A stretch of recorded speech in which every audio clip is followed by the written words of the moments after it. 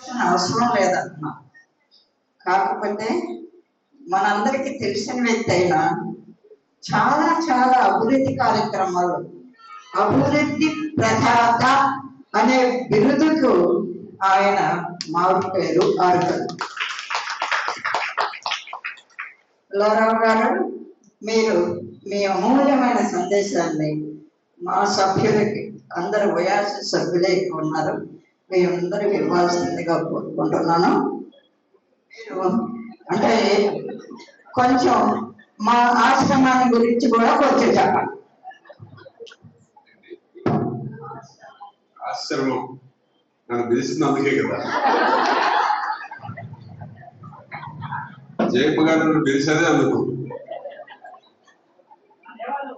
అధ్యక్షత వహించినటువంటి మాజీ శాసనసభ్యురాలు, గౌరవనీయురాలు, ఈ నియోజకవర్గానికి విస్తృతంగా సేవలు అందించినటువంటి డాక్టర్ కన్నిమాడ జయమ్మ గారు, మా లక్కీ దర్శి ఇన్ఛార్జి, నాకు లక్కీ అనేది గుర్తు, మా స్వాతి ఎప్పుడు లక్కీ అయినా, మా లక్ష్మి గారు, అదేవిధంగా మా రాణి రుద్రమ్మ గారు, అదేవిధంగా విజయలక్ష్మి గారు, అనంతలక్ష్మి గారు. మీరేదో మాట్లాడతారనుకున్నాం, మీరు అడుగు కూర్చున్నా.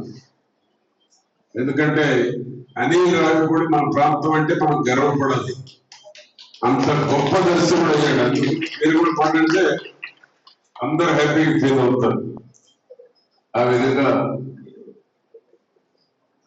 నాదైనా మాట్లాడచ్చు. ముందున్నటువంటి మీ అందరికీ పేరు పేరున అంతర్జాతీయ మహిళా దినోత్సవ శుభాకాంక్షలు తెలియజేస్తున్నాను. ఎందుకంటే ఇటు నాకు రైట్ లెఫ్ట్, రేపు ఎమ్మెల్యే ఎవరు అవుతారో ఎంపీ అవుతారో నాకు తెలియదు, అవడం మాత్రం ఖాయం. రైట్ లెఫ్ట్ ఎంపీ ఎమ్మెల్యే అవుతారో ఎవరు ఇంటికి వెళ్తారో తెలియదు. ఎందుకంటే మా కృష్ణదేవరాయలు ఉన్నా ఒకరిటు అవుతారు ఖాయం. ఎందుకంటే 33% రిజర్వేషన్. చంద్రబాబు గారు అయితే ఇంట్లో ఉన్న ప్రతి ఒక్కరు పట్టుకొని పోటీ చేపిస్తాడు. ఎందుకంటే 75 మంది ఎమ్మెల్యేలు కావాలి, దాదాపు 10 మంది ఎంపీలు కావాలి. కాబట్టి రైట్ లెఫ్ట్ ఇద్దరు వస్తారు సభల్లోకి. మా లక్కీ మిస్ అయితే మొన్న స్వాతి ఎక్కువ బాధపడిపోయింది. ముందు గెలిచారని వచ్చింది, తర్వాత మళ్ళా వెనకబడిందంటే, గెలిచినాలో సంతోషపడి వెనకబడిందంటే ఆ బాధ చెప్పేది కదా. అంత ఎఫెక్షన్ వాళ్ళు ఇద్దరికి. ఆ విధంగా కొద్దిగా మిస్ అయ్యారు. లేకపోతే మాతో పాటు ఈ రోజు శాసనసభలో కూడా ఉండేది మా లక్కీ. తప్పకుండా నెక్స్ట్ సభలోకి వస్తారు. ఆ విధంగా ఈరోజు మహిళా దినోత్సవం చంద్రబాబు గారికి ఏంటంటే సగభాగం ఉన్న మహిళలను కూడా అన్ని రంగాల్లో ప్రోత్సహించాలనేటువంటిది మన నాయకుడి యొక్క ఆలోచన. 29 ఎన్నికల్లో 33% రిజర్వేషన్ రాబోతా ఉంది, 33% సీట్లు పెరగబోతా ఉన్నాయి. ఆశావహులందరికీ ఛాన్స్ వస్తుంది. ఇప్పుడు 22 మంది ఉన్నారు. ఆ మహిళా రిజర్వేషన్ మంత్రులు కూడా పెడితే సంతోషిస్తాను నేనైతే. ఏమా డాక్టర్ గారు, మీ కోరిక మంత్రులు కూడా అదే రిజర్వేషన్ పెట్టి సంతోషంగా ఉంటారు అందరూ. తప్పకుండా ఇది వాయిదా పడదు. 33% రిజర్వేషన్ వస్తుంది. ఎన్నికల రిజర్వేషన్ తోటి జరుగుతాయి. అవసరమైతే 6 నెలలు ఎన్నికలు పోస్ట్ పోన్ అవుతాయి, కానీ రిజర్వేషన్ లేకుండా ముందుకు రాదు.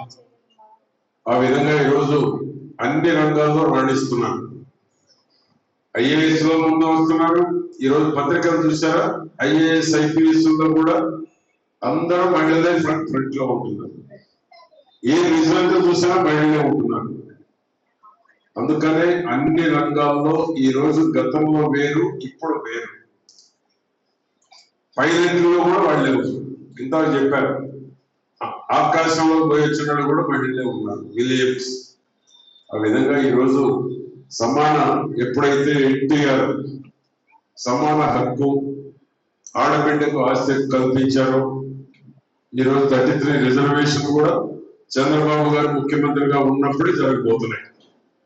ఆ విధంగా మీ అందరికీ అన్ని రంగాల్లో సమానంగా ఉండాలనేటువంటిది ఈరోజు ఉద్యోగాల్లో అదే విధంగా వచ్చింది. చంద్రబాబు గారు తీసుకొచ్చిన డ్వాక్రా వలన ఈరోజు మొత్తం సగభాగం ఉన్న ఆడబిడ్డలందరూ ఏదో ఒక ఆలోచన క్రియేట్ చేశారు. డ్వాక్రా మహిళలు ఈరోజు బయటకు వచ్చారు అంటే చంద్రబాబు గారి ఆలోచన. ఈరోజు అందరూ బ్రహ్మాండంగా బ్యాంకులు ఎవరైనా డ్వాక్రా వాళ్ళ కంటే డబ్బులు ఇస్తున్నారు. అది మహిళల్లో ఉన్నటువంటి పట్టుదల, మహిళల్లో ఉన్నటువంటి కమిట్మెంట్. అందుకనే ఈరోజు ఏ రంగం తీసుకున్నా చివరికి ఇళ్ల పట్టాలు ఇచ్చినా కూడా మహిళలకి ఇవ్వమంటున్నాడు చంద్రబాబు గారు. ఆ విధమైనటువంటి రెస్పాన్సిబిలిటీ తెలుగుదేశం, చంద్రబాబు గారు ఆనాడు ఎన్టీఆర్ వచ్చినప్పుడే ఇవన్నీ గుర్తింపు ఇవ్వడం జరిగింది. ఎన్టీఆర్ అప్పుడే ఎమ్మెల్యే అయ్యారు మా జయమ్మ గారు. మేము చంద్రబాబు గారి తర్వాత వచ్చినాడు. మీ అదృష్టం, మీరు ఎన్టీఆర్ టైంలో అయ్యారు. ఆ తర్వాత నేను చంద్రబాబు గారి టైంలో వచ్చాను. ఆ విధంగా 1,00,000 మందికి ఆపరేషన్లు చేశారు ఫ్యామిలీ ప్లానింగ్. మా లక్ష్యం అయితే 6,000 మందికి చేశానని చెప్పారు. ఇప్పుడు కూడా దర్శలో కూడా బెస్ట్ డాక్టర్ గా ఎక్కడన్నా ఎమర్జెన్సీ ఉంటే డాక్టర్ గా వెళ్ళిపోతా ఉంది ప్రొఫెషనల్. ఆ విధంగా ఈరోజు అనేక అవకాశాలు ఈరోజు మహిళలకు వస్తా ఉన్నాయి.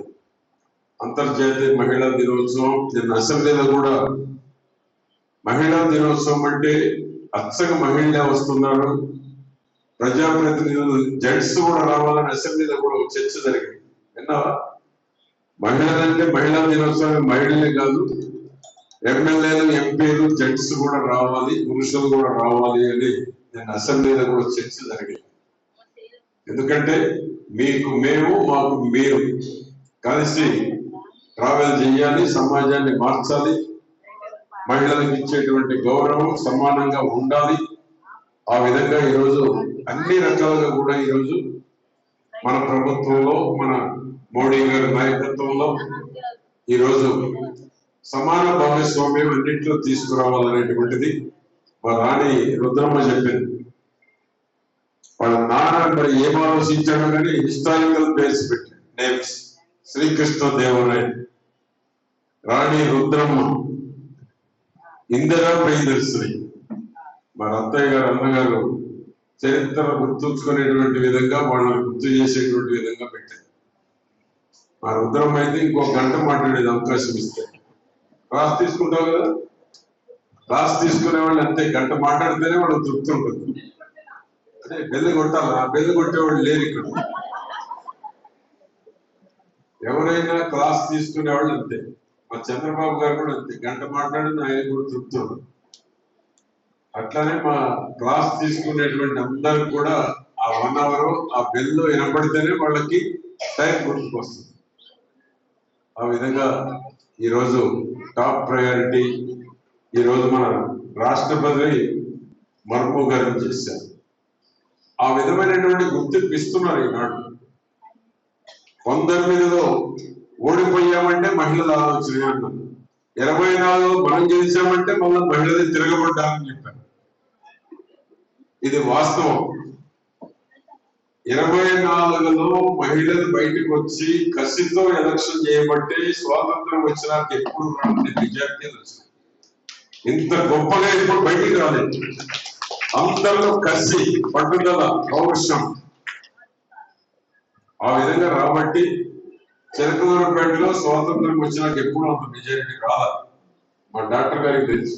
వచ్చింది ఎప్పుడు 34 ఏళ్ళు ఎప్పుడు రాదు పేటలో. స్వాతంత్రం వచ్చిన వాళ్ళు చూస్తే హిస్టారికల్ రికార్డ్. మంగళగిరి లోకేష్ బాబు చూస్తే 90,000 అసలు చరిత్ర. అంటే ఎక్కడికక్కడ ఆ విధమైన మెజారిటీలు వచ్చినాయంటే మహిళల్లో వచ్చిన పట్టుదల, మహిళల్లో వచ్చిన కమిట్మెంట్. గత 5 ఏళ్ళు జరిగినటువంటి పరిణామాలన్నీ జీర్ణించుకోలేకపోయారు. ఎప్పుడు సంఖ్యలు వేయనోళ్ళు కూడా ఓటేశారు, ఎప్పుడు వేయనోళ్ళు కూడా వేశారు మనం ఫస్ట్ టైం. ఆ విధమైనటువంటి మార్పు మహిళలు రాబట్టి స్వాతంత్రం వచ్చినాక రానున్న మెజారిటీలు మనకు వచ్చినాయి. 94% మా బాబు గారు పదే చెబుతాడు, 94% సీట్లు గెలిచామని. ఎన్టీఆర్ పార్టీ పెట్టిన తర్వాత 94 పోటీ రాలేదంటే ఎప్పుడు 92 ఎప్పుడు వచ్చింది 26 సీట్లు గెలిచింది ఉమ్మడి